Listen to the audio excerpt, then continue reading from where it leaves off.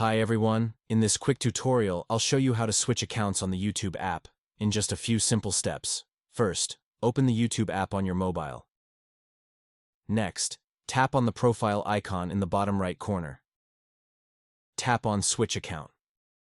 I have linked many accounts here, so I'll tap on one of them. This way, my account gets switched.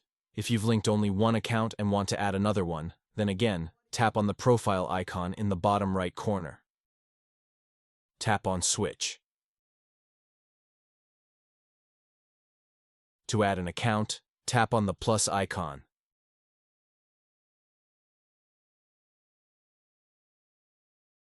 Enter your email here. After entering the email, tap Next. Now enter the password. After entering the password, tap Next, and your new account will be linked. Then you can switch to it. And that's it. How to switch accounts on the YouTube app. If this video helped, like this video and subscribe to my channel for more quick tech tips. See you in the next video.